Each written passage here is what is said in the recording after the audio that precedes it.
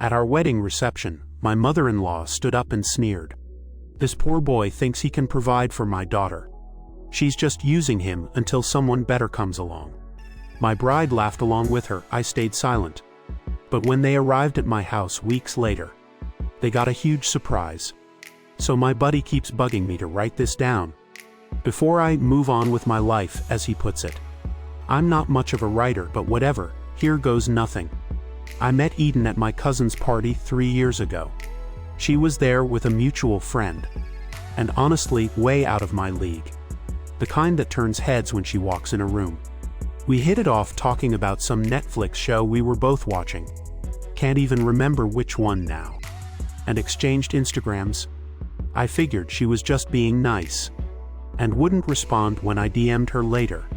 But she did. Our first date was nothing special. Just coffee at that place downtown everyone goes to for their latte art or whatever. I was nervous as hell, but she seemed genuinely interested in me. Asked questions about my family, my interests, stuff like that. She told me she worked at a dental office and lived with a roommate in one of those new apartment complexes on the east side. Things moved pretty quick after that. Within 6 months, we were basically living together at my place. A small 2-bedroom I'd been renting for years. She'd stay over 5 nights a week, had her stuff all over, but kept her apartment because the lease wasn't up. That should have been my first clue something was off. She never invited me, always had some excuse. About her roommate being weird about guests. The first time I met her mom, Naomi, was about 8 months in. Eden had been weirdly dodgy about introducing me to her family, but finally set up a dinner at some restaurant, where entrees cost more than I usually spend on groceries. The moment Naomi looked at me, I felt like I was being sized up at a cattle auction. She kept asking these pointed questions about my future plans and career trajectory while glancing at my watch. Just a regular Timex, nothing fancy. When Eden went to the bathroom, Naomi leaned across the table and straight up told me her daughter was used to a certain lifestyle that I should understand would be challenging for me to provide. I laughed it off, thinking she was making some awkward joke, but her face stayed dead serious. Then Eden came back and the conversation shifted to some family vacation they took to Cabo. I told Eden later that night her mom seemed a bit intense. She just shrugged and said Naomi was protective because Eden's dad left them with basically nothing when she was 12. Made sense, I guess, so I didn't push it. Fast forward another year and I proposed. Nothing extravagant, took her to the lake where we had our 3rd date. Got down on one knee with a ring I'd saved up for months to buy. She seemed genuinely happy, took about 50 selfies to post on her stories, and immediately called her mom, not her friends, her mom, while we were still at the lake. That's when things started getting weird. Wedding planning turned Eden into someone I barely recognized. Suddenly, everything had to be top tier. Venue that was booked out 18 months in advance. She mysteriously got us in with 4 months' notice. Florist that usually only does celebrity weddings in the city. Somehow on board, I kept bringing up budget concerns, only to have Eden tell me her mom was handling most of it. So I shouldn't worry, but when the deposit came due, guess whose credit card got charged? Mine every single time. When I'd ask about Naomi's contributions, Eden would get this look on her face, like I'd just insulted her entire family, and say something like, "Mom's organizing everything. That's her contribution, or she'll reimburse us after." She never did. My savings account got emptied. Then my emergency fund, I even dipped into my land fund. Money I'd been putting aside for years, to eventually buy a piece of property outside the city. I never told Eden about that fund. That detail becomes important later. The wedding day arrived, and despite everything, I was excited. Eden looked amazing in her dress, the venue was admittedly perfect. And even my socially awkward brother managed not to say anything weird. In his best man speech, then it was time for the parent toast. My mom said some nice things that made me tear up a bit. Then Naomi stood up with her champagne glass, and I swear the temperature in the room dropped 10 degrees. She started by saying how surprised she'd been When Eden brought me home, called me unconventional, compared to Eden's previous boyfriends, mentioned how Eden had always been attracted to ambitious men, implying I wasn't one. The guests were getting visibly uncomfortable, with people exchanging those yikes glances across tables. Then she dropped the line that's been playing on repeat in my head for months. This poor boy thinks he can provide for my daughter, please. She's just using him until someone better comes along. There was this horrible silence, then Eden laughed. Not a nervous laugh, not an embarrassed laugh. A genuine laugh, like her mom had just told the funniest inside joke. I looked at Eden, waiting for her to say something, to defend me, anything, but she just kept smiling at her mom, with this look they'd shared before, like they're the only two people in on some secret. My dad halfway stood up from his chair.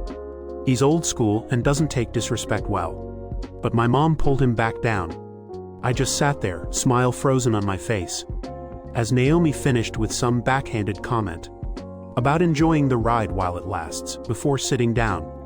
The DJ, bless him, immediately cranked up the music and announced it was time for our first dance. Eden grabbed my hand like nothing had happened and pulled me to the dance floor. I was in shock, moving through the motions of our dance, while my brain tried to process what just happened. Eden kept whispering about how perfect everything was, and how happy she was, while I nodded like a bobblehead doll. Later that night, back in our hotel room, I finally brought it up, asked Eden what her mom meant by that toast. She rolled her eyes and said I was being too sensitive, and her mom just has a weird sense of humor that doesn't always land right. When I pressed her on why she laughed, she got irritated and said she was just trying to smooth over an awkward moment. I let it drop because it was our wedding night, and I didn't want to start our marriage with a fight. But something had shifted inside me, a doubt that hadn't been there before. Or maybe it had, but I'd been ignoring it. The honeymoon in Puerto Vallarta was weird. Eden was all smiles and affection when we were taking photos for her Instagram, but distant and distracted when we were alone. She was constantly checking her phone, and when I asked who she was texting so much, she'd get defensive and say I was being controlling. We came home and tried to settle into married life, but that little seed of doubt kept growing. Eden started talking about buying a house right away, in one of those gated communities on the north side, where all the doctors and lawyers live. When I pointed out we couldn't afford anything there, she said her mom would help with the down payment. Same story, different day. About 3 weeks after the wedding, I came home early because of a water main break at the job site. Eden didn't hear me come in, because she was on the phone in our bedroom. I wasn't trying to eavesdrop, but when I heard my name, I froze in the hallway. She was talking to her mom, laughing about how David has no idea, and Jacob says the market is perfect right now, and something about establishing residency first, so the prenup doesn't matter. Jacob, her ex, the one she dated before me, who works in real estate, the one her mom always brings up as an example of Eden's usual type. I quietly backed down the hall, went outside, and then came in again, making plenty of noise. When Eden emerged from the bedroom, her phone was nowhere to be seen, and she looked flustered. That night I couldn't sleep. I kept replaying that conversation in my head, connecting it to Naomi's wedding toast, to all the strange little moments that never quite added up. While Eden slept beside me, I used her thumb to unlock her phone. She never changed her passcode. After I caught her snooping through mine months ago, what I found made me sick. Texts with her mom talking about the plan. Texts with Jacob that were way too friendly for someone who's supposedly just an ex. Screenshots of my credit report that she'd run without my knowledge. Research on divorce laws in our state regarding assets and property. They were playing me, had been from the start. The plan was apparently to use my steady income and decent credit to secure a mortgage on a nice house, establish residency, then divorce me for Jacob once the prenup timeline expired. In our state, the person who stays in the house during separation usually gets to keep it in the divorce. especially if the other person can't afford to buy them out. I wanted to wake her up right then and confront her. But something stopped me. Maybe it was shock. Maybe it was the sudden realization that I'd been living with a stranger for 3 years. Whatever it was, I decided in that moment to play the long game. See, what Eden and Naomi didn't know was that I wasn't as financially stupid as they thought. Yes, I'd spent my visible savings on our wedding. But that land fund I mentioned, it was actually way more than a fund. I'd already bought 5 acres outside the city limits. 3 years before I even met Eden, paid in full, deed in my name only. I'd been saving to build on it eventually, but never mentioned it to her. Because, well, I guess some part of me always knew. She wasn't as invested in our future as I was. The next morning, I acted completely normal. Kissed Eden goodbye as she left for work. Then called in sick to my job for the first time in 2 years. I spent the day making phone calls.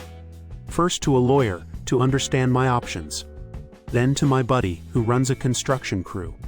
And finally to my bank to secure my accounts. For the next few weeks, I played the perfect oblivious husband. I agreed enthusiastically when Eden suggested we start house hunting. I nodded along when she showed me listings way above our price range. I pretended to believe her when she said her mom would help financially. Meanwhile, I was setting a plan in motion that would give Eden and Naomi exactly what they deserved. The surprise of their lives. But that's a story for the next post. Because this is already getting way too long. And my buddy's calling me to help him move a couch. He bought off Facebook Marketplace, classic. Edit, holy crap, this blew up overnight. Thanks for all the awards and comments. I'll post part 2 tomorrow after work. Edit 2, for everyone asking in the comments. Yes, this is all real. No, I'm not making it up for karma. Trust me, I wish this was fictional. Update 1, so I'm back with part 2 like I promised. Thanks for all the upvotes and awards on the first part. My buddy Cannon keeps checking my phone. And laughing at all your comments. Dude needs to get his own Reddit account, FR. After that wedding reception disaster, I was in a weird mental place. You know that feeling when you're staring at your ceiling fan at 3 a.m., watching it spin, and wondering how your life turned into such a mess? That was me, pretty much every night. After hearing Eden laugh at her mom's speech, I kept going through the motions though. Woke up, made coffee, went to work, came home. Watched whatever Eden wanted on Netflix, went to bed. Rinse and repeat, but inside my head, total chaos. Every time Eden texted someone and smiled at her phone, my stomach would twist. Every time she mentioned her mom calling, I'd suddenly need to take a shower or check something in the garage. One morning, about 2 weeks after that phone call I overheard, the one where Eden was talking to her mom about Jacob and the mortgage, Eden left her laptop open when she went to take a shower. I'm not usually the snooping type, but her Gmail was right there. And a new email from her mom had just popped up. The subject line, next steps. I shouldn't have looked, but also I absolutely should have looked. The email was basically a timeline. 3 months of playing house, her mom's words, not mine. Then start looking for houses in the right neighborhoods. Translation, places we couldn't afford. Get pre-approved for a mortgage, using my income and credit. Since Eden's was trash from maxing out credit cards, her mom had helped her hide from me. Buy house, establish residency, file for divorce, keep house. Because I wouldn't be able to afford the payments alone. There it was, the whole plan written out. Like some twisted project management timeline. And the kicker, the email ended with, Jacob says the market in Lakeside Manor is heating up. So we may need to accelerate. He's already found 3 listings perfect for you. Attached, I closed the laptop, made another cup of coffee, and just sat at our kitchen table for like an hour. Didn't even realize I was sitting in the dark. Until Eden came out of the bedroom and asked why I hadn't turned on any lights. That's when I decided to become the silent builder. See, I'd always been the type to talk through problems. Communication and all that. But what do you do when the person you're supposed to communicate with is literally plotting against you with their mom? You shut up and make your own plans. The next day, I called my buddy Beck, who runs his own small construction crew. We'd been friends since high school, worked together for years. Before he started his own thing, I told him I needed help with a special project, and asked if he could meet me at my land that weekend. When Saturday came, I told Eden I was helping Beck with a bathroom remodel. She barely looked up from her phone, just said something about being careful not to mess up my back again. I grabbed my tools and left. Beck was already at my land when I pulled up, sitting on his tailgate, drinking coffee from his beat-up Yeti.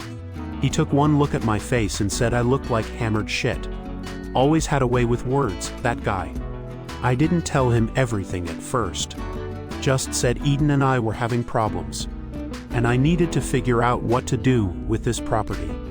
We walked the land and I showed him the foundation I'd already laid for what was supposed to be our future home. It was a good foundation, solid, properly done. I'd spent weekends getting it perfect, imagining Eden and me building a life there. Beck asked the obvious question: was I still building the house as planned? And that's when I finally told someone the whole ugly truth. The wedding speech, the phone call, the emails, the entire scheme. Beck sat on a stack of lumber I had covered with tarps, and just stared at me. Then he called Eden something that would definitely get this post removed if I repeated it, followed by telling me I needed to talk to a lawyer yesterday. He wasn't wrong. Monday morning, I called in sick for the first time in 3 years, and went to see a lawyer my dad knew. Guy was semi-retired, but still kept a small practice. Explained my situation, showed him the screenshots I'd taken of the email, played the recording of Eden talking to her mom about Jacob and the mortgage. The lawyer, let's call him Bernie, took off his glasses and rubbed his eyes like he was tired. Said he'd seen plenty of divorce cases in his time, but this level of premeditation was something special. Then he asked me what I wanted to do. That was the question, wasn't it? Did I confront Eden, file for divorce right away? Try to salvage something that was clearly beyond saving? Bernie advised documenting everything, limiting financial exposure, and considering my options carefully, but while leaving his office. What stuck with me was something he said almost as an afterthought. Sometimes the best revenge isn't getting even, but getting ahead. That's when the idea started to form. I went back to my land that evening, sat on my truck tailgate and looked at that foundation. As the sun was setting, this piece of earth was mine, fully paid for. Before I ever met Eden, the building permits were in my name only, and I knew every contractor, supplier, and inspector within 50 miles. The plan came together over the next few days. I'd build something all right, just not what Eden and Naomi were expecting. I pulled my crew together, guys I'd worked with for years, who I trusted completely, told them I had a personal project, and needed their help on evenings and weekends. Everyone was in, even my boss, who'd been like a second dad to me since I started working for him at 19, offered to help with materials and equipment.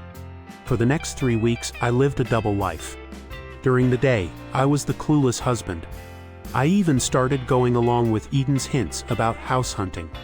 Yeah, babe, that neighborhood sounds nice. Sure, I can ask about overtime to boost our down payment savings. Of course, your mom has great taste in kitchen countertops. Evenings and weekends, though, I was building what my crew started calling the Spite House. We worked like machines, got the framing up in record time. Plumbing, electrical, HVAC, all of it installed, by guys who owed me favors or were friends willing to help. For beer and barbecue, I called in every connection I had for materials. Some leftover from other jobs, some at contractor pricing. Some outright donated when people heard vague details of my situation. The whole time, Eden was getting bolder with her plans. Started casually mentioning that her mom had a friend in real estate. Jacob, though she never used his name to me, began leaving mortgage calculators open on her laptop, where I'd see them. Even started talking about which of our furniture would look good in a bigger place. One night, she left her phone on the kitchen counter. While she was in the shower, a text from Naomi popped up that just said, "Jacob found the one, showing tomorrow." I took a picture of her screen, then set the phone back exactly where it was. Added it to my growing file of evidence. The next day at work, my boss pulled me aside. He'd been helping coordinate deliveries to my land, and knew most of what was going on. He asked if I was doing okay, and something about the genuine concern in his voice nearly broke me. I'd been running on autopilot for so long, anger and determination my only real emotions, that I'd almost forgotten what it felt like to have someone genuinely care. I admitted I wasn't okay, not really, but I would be. I just needed to finish what I'd started. That weekend was when things came to a head. Eden announced that her mom had found the perfect starter home for us, and wanted to take us to see it Sunday. I agreed, then casually mentioned I had a surprise for her too. Something I'd been working on. Eden's face did this weird thing, where she tried to look excited but was clearly suspicious. She asked what kind of surprise. I just said it was something big, something I thought would really show how much our future together meant to me. The look that crossed her face, a mix of triumph and barely concealed disdain, told me everything. She thought I was talking about agreeing to the house her mom had picked out, that I was finally falling in line with their plan. I suggested we make a day of it Sunday. See her mom's house pick in the morning. Then I'd show her my surprise in the afternoon. She readily agreed, already texting her mom about the schedule change. That night, I lay in bed next to a woman I now realized had never loved me, and felt strangely calm. The spite house was nearly complete. My lawyer had all the documentation he needed. I discreetly moved my important papers and family heirlooms to my parents' house over the past few weeks. Everything was in place. Sunday morning, Eden spent ages getting ready, like she was preparing for a photo shoot, rather than a house viewing. We drove separately to meet Naomi, with Eden saying she might go shopping with her mom after. Fine by me. The house Naomi showed us was exactly what I expected, way beyond our actual budget. In a pretentious neighborhood full of identical McMansions. 4 bedrooms, 3 bathrooms, granite everything. On a lot so small you could hear the neighbors breathing. Jacob was there too, dressed like he was auditioning for a real estate reality show. All white teeth and firm handshakes. I played along, asking all the right questions about mortgage rates and property taxes.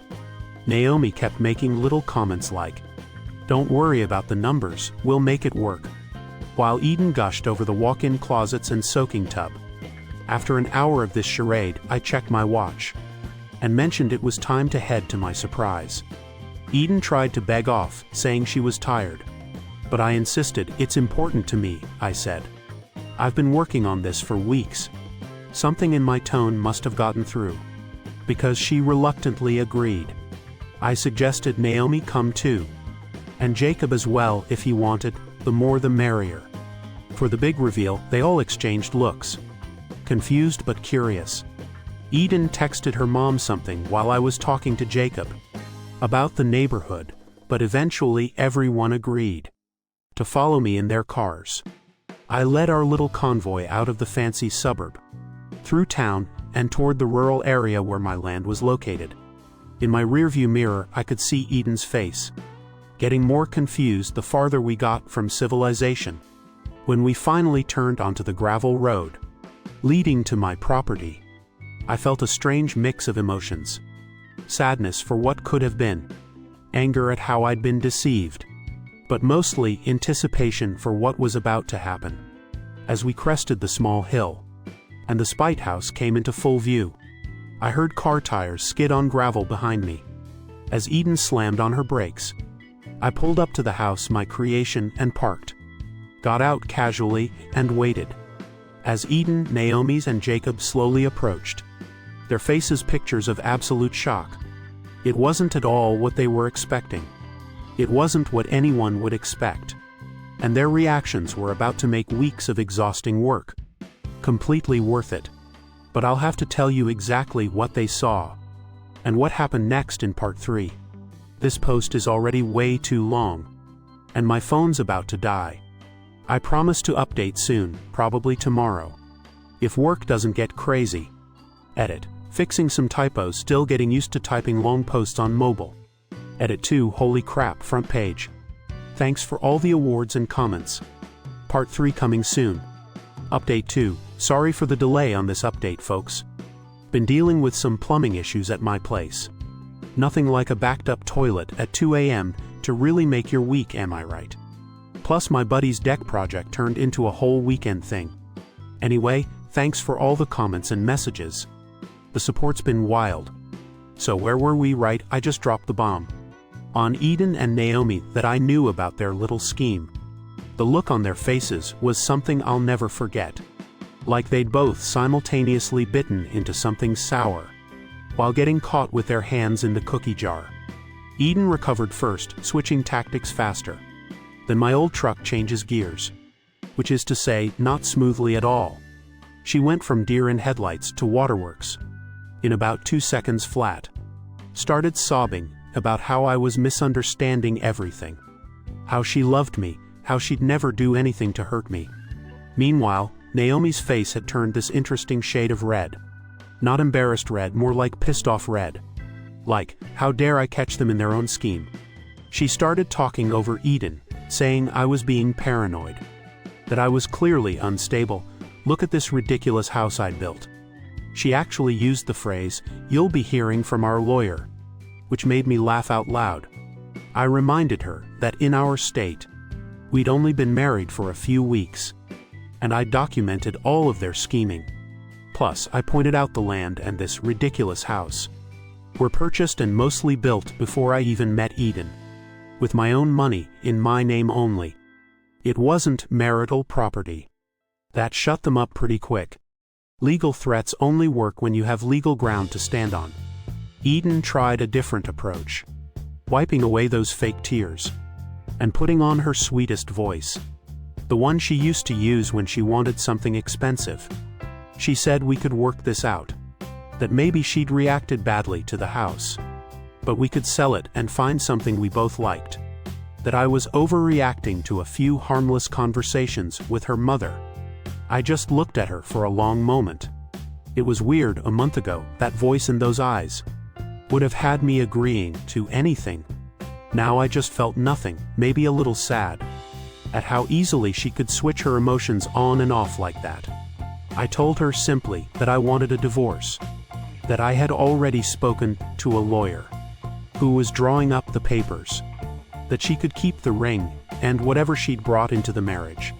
But everything else stayed with its rightful owner. Eden's face did this thing where it started to crumple, then hardened when she realized the tears weren't working.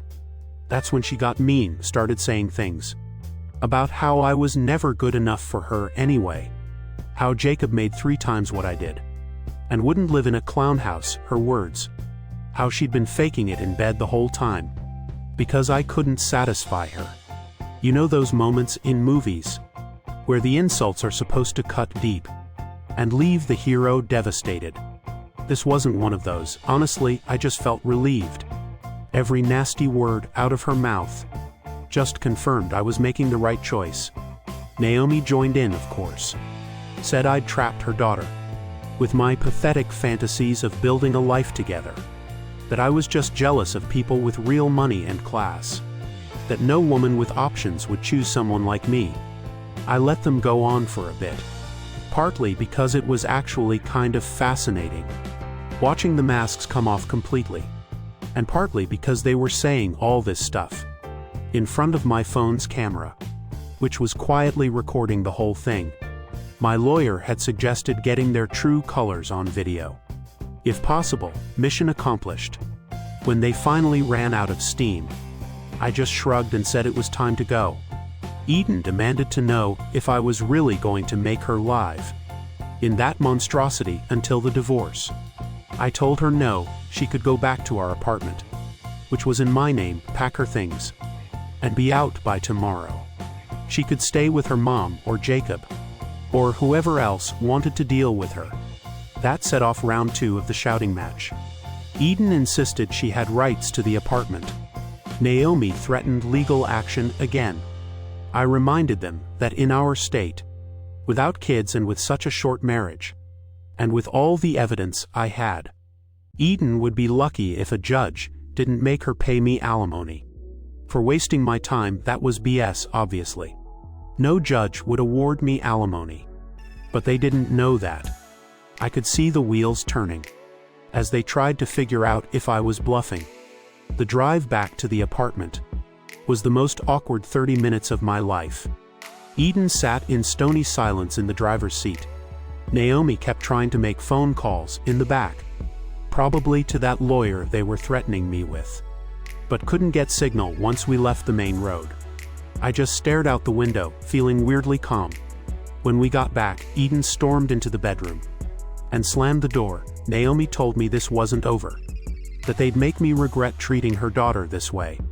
I just nodded and said she should probably help Eden pack. I spent the rest of the day sitting on the couch, scrolling through Reddit, and occasionally answering texts from my buddy, asking how the big reveal went.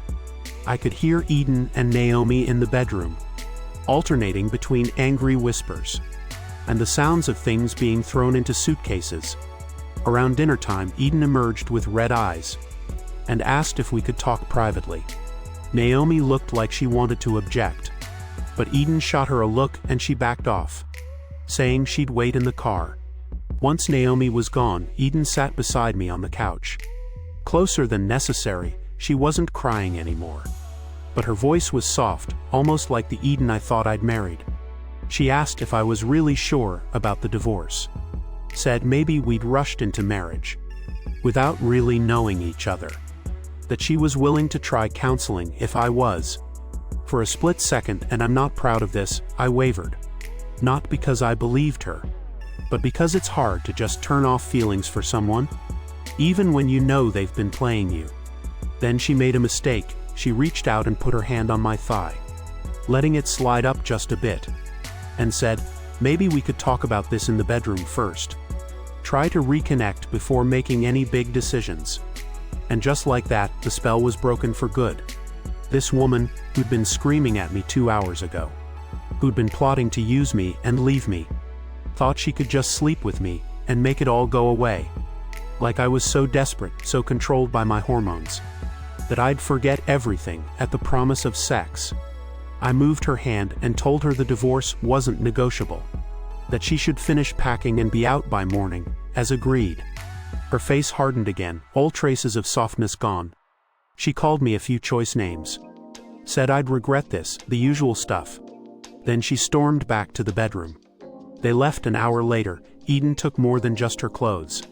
I noticed a few small valuables missing, like the watch my grandfather left me, and a pair of wireless earbuds I just bought. Petty, but not worth fighting over.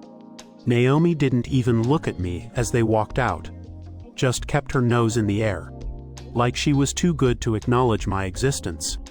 The apartment felt strangely peaceful once they were gone.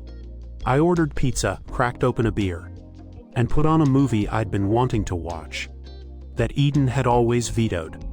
It was nice, different but nice. The piece lasted exactly 17 hours. I woke up the next morning to my phone blowing up with notifications. Texts from friends asking if I was okay. DMs on Instagram from people I barely knew, asking what happened. Even an email from my old high school girlfriend, saying she'd heard about the situation and was there if I needed to talk. Confused, I opened Facebook and there it was. Eden had gone nuclear, a long post about how her husband of less than a month had abandoned her, tricked her into marriage under false pretenses, and built a spite house just to hurt her. She'd included a couple of pictures of the yellow monstrosity, taken from the car when we first pulled up, making sure to capture it from the worst possible angles. The comment section was wild. Most of Eden's friends were sympathetic, calling me every name in the book. A few seemed skeptical, asking for more details. That Eden was conspicuously not providing. My mom had waded into the fray, defending me, until my dad apparently made her stop engaging with that nonsense. I closed the app without commenting. Let her have her social media moment.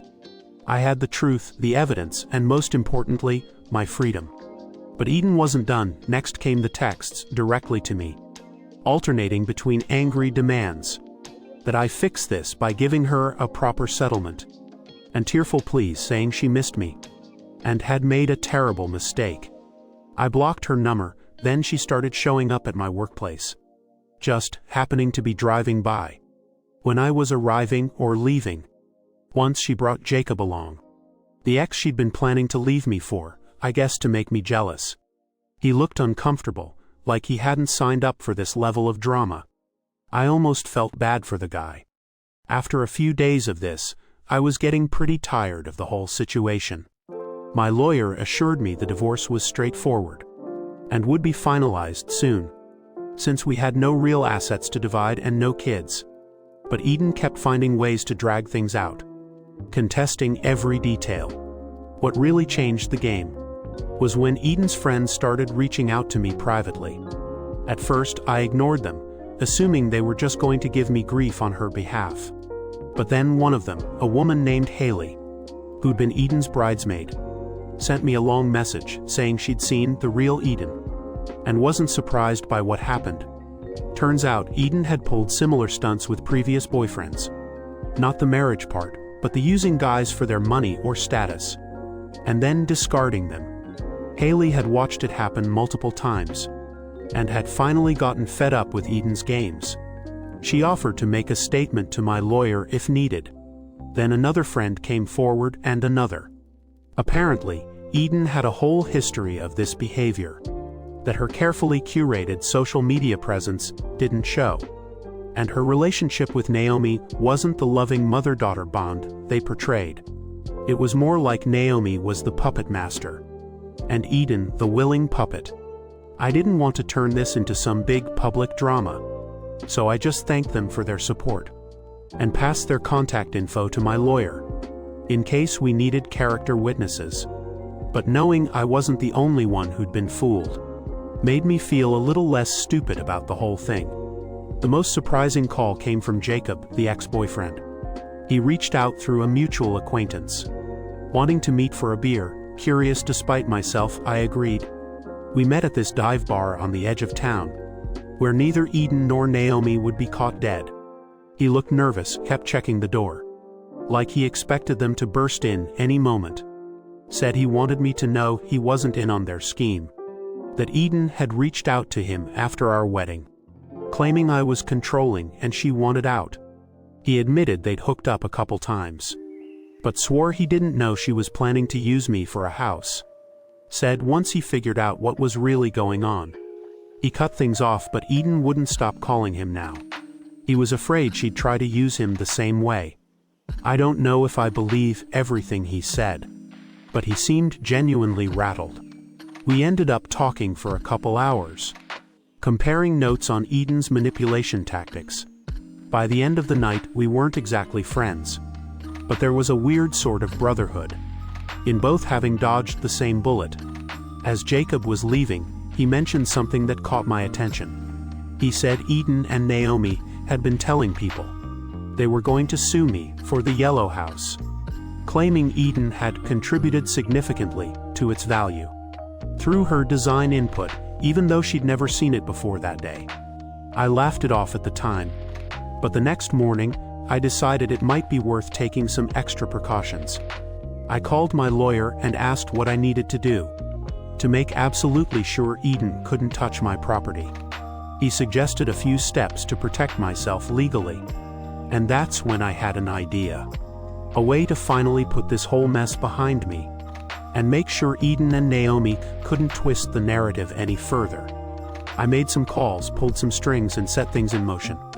3 days later, I invited a select group to the yellow house. My parents, a couple close friends who'd stood by me, Haley, Eden's former bridesmaid, and on a whim, Jacob. I didn't tell them why, just asked them to meet me there at noon on Saturday. The surprise on their faces when they pulled up to the yellow monstrosity was priceless, but the real shock was yet to come. I'll tell you what happened next in the final update. This one's already running long, and I've got to head out. My buddy's waiting for me to help him fix his Wi-Fi router. Why do people always assume I know how to fix tech stuff? Just because I'm good with tools. but I promise the conclusion is worth the wait. Final update.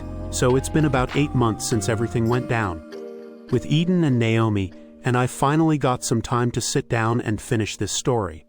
My buddy's been bugging me nonstop to wrap this up. He's literally sitting on my couch right now, playing Elden Ring and occasionally yelling, "Finish the Reddit thing," at me. First off, thanks for all the support on the previous parts. Reading your comments actually helped me process a lot of this stuff. Who knew internet strangers could be more supportive than your own wife? Anyway, here's how everything played out. After the big revelation, the days following the house reveal were weirdly quiet. Eden came back to the apartment that night, after spending hours with her mom processing what had happened. I was already there, calmly packing some of my things. She walked in, looking tired and puffy-eyed, and just stood in the doorway watching me. I kept folding my clothes, like she wasn't even there. Finally, she broke the silence by asking where I was going. I told her I'd be staying with my buddy Beck for a while, until we sorted things out. She nodded, like this made perfect sense, then hit me with something I wasn't expecting. She wanted to try counseling. Yeah, I know. After all the scheming, the lies, the literal plans to divorce me that I'd uncovered, she wanted to work on our marriage. I almost laughed in her face, but managed to keep it together. I asked her why she suddenly wanted to save a relationship she'd been actively sabotaging since before we even said our vows. Her answer was interesting. She claimed she'd gotten caught up in her mother's expectations and plans. That deep down, she did care about me, but had been confused about what she really wanted. That seeing how much effort I'd put into building something, even if it was an intentional monstrosity, made her realize I was serious about our future. For about half a second, I almost bought it. Then I remembered the phone call I'd overheard, the way she'd laughed at her mother's cruel wedding toast, the credit check she'd run without my knowledge, the texts with Jacob I'd seen on her phone. I told her counseling wasn't going to fix this. Nothing was going to fix this. I'd already filed for divorce, and the papers would be delivered to her tomorrow. Her face changed so fast it was scary. The tearful, repentant wife act vanished, replaced by cold fury. She told me I'd regret this, that no one threw away a relationship with her, that I was making the biggest mistake of my pathetic little life. I just shrugged, zipped up my duffel bag, and told her she had 2 weeks to find somewhere else to live, since the apartment was in my name. Then I left while she was still screaming at me. The divorce itself was surprisingly straightforward. I had all the evidence of her deception documented and organized. My lawyer was excellent, a recommendation from my boss, whose brother practices family law. Eden tried to contest it at first, making wild claims about emotional abuse and abandonment, but her lawyer must have talked some sense into her, because they eventually agreed to a clean split, with no alimony. The most satisfying moment came during the single mediation session we had. Eden's lawyer tried to claim that I had wasted marital assets by building the yellow monstrosity. My lawyer calmly pointed out that I had purchased the land before our relationship began, used primarily my own labor, and salvaged materials for the construction, and that the property's value had actually increased, despite the unusual structure, because of rising real estate prices in the area. The mediator asked if I had any documentation of the property's value. I handed over an appraisal I'd had done the week before. Turned out, the land alone was worth nearly 3 times what I paid for it. 5 years earlier, the bizarre house was actually a non-issue, since any serious buyer would just demolish it anyway. The mediator actually smiled a little when he looked at the photos attached to the appraisal. Eden's face, when she realized I was walking away with a valuable asset, while she got nothing priceless. Probably the same look she'd planned for me to have when she eventually left me for Jacob, after securing a mortgage in both our names. Speaking of Jacob, turns out he wasn't as invested in their little plan as Eden thought. About a month after I moved out, I ran into a mutual friend at the hardware store. who told me Jacob had started dating someone else. A real estate client with actual money, not just schemes. Eden had apparently shown up at his office, having a full meltdown about it, and security had to escort her out. Naomi's reputation took a hit too. She'd always presented herself as this classy, wealthy widow who was just looking out for her daughter. But once word got around about what she'd tried to pull, and trust me, in our mid-sized city, word travels fast, people started connecting dots. Turned out she'd pulled similar schemes before, encouraging Eden to date men with good financial prospects, then helping her extract whatever benefits she could. Before moving on, nothing illegal, just deeply manipulative and unethical. Several women from Naomi's supposed friend circle quietly distanced themselves. Her standing invitation to the country club charity committee somehow got lost. She was still invited to events, but no longer seated at the good tables. As for me, life got better, way better actually. I moved in with Beck temporarily, but within 2 months I'd found a small place of my own to rent.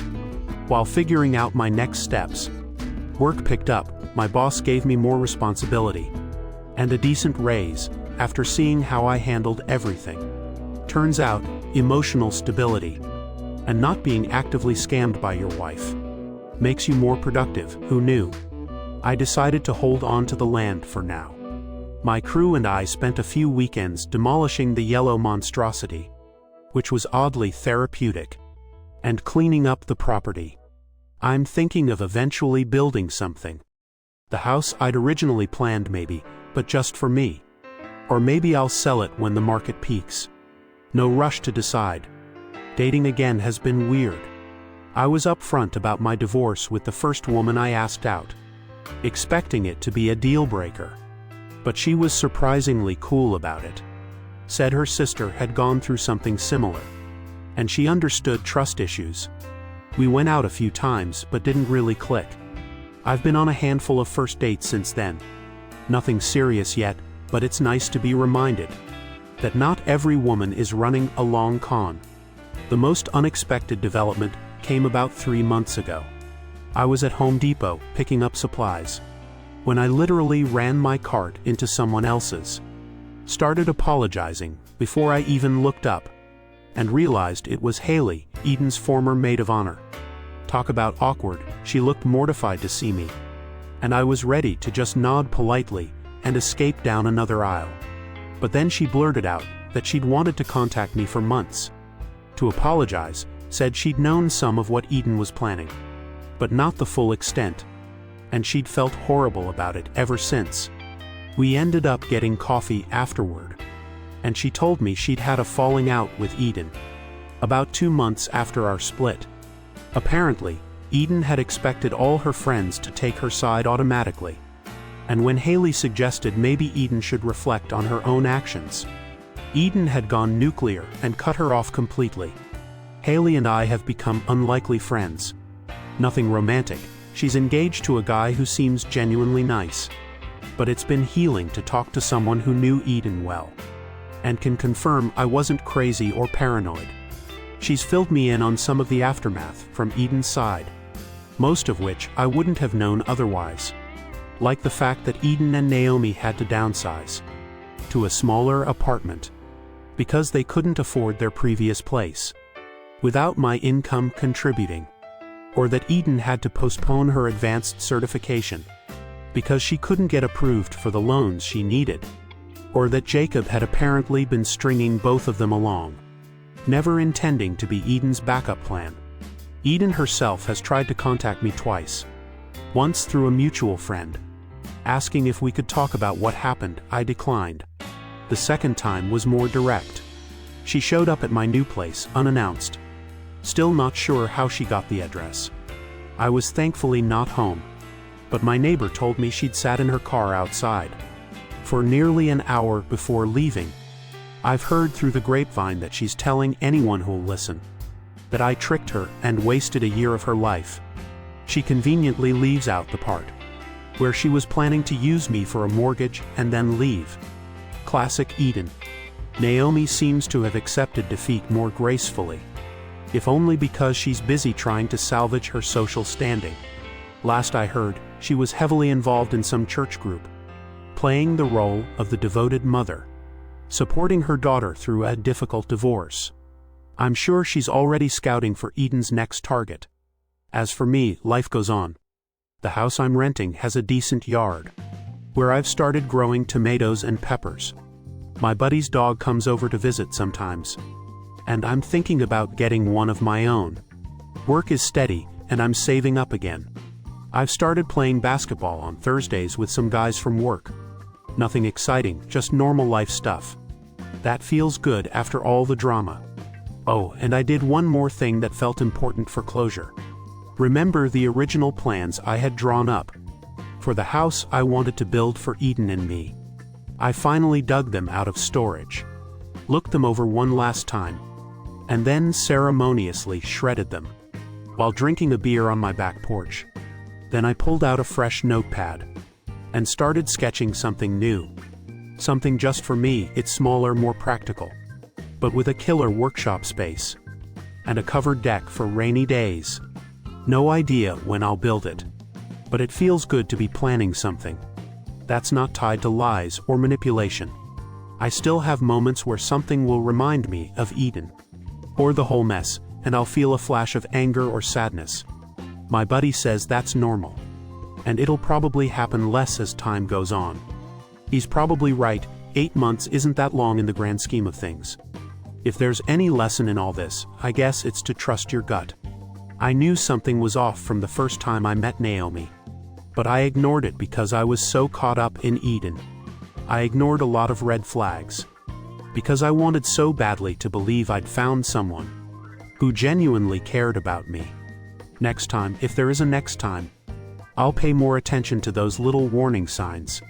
The way someone treats waitstaff, how they talk about their exes, whether their actions match their words. All the stuff that seems small in the moment, but adds up to who a person really is. Anyway, that's the end of my story. Thanks for reading all 4 parts, and for the supportive comments. It honestly helped more than I expected to write all this out. My buddy's saying I should close my laptop and help him with the boss fight he's stuck on. So I guess that's my cue. Life goes on, right?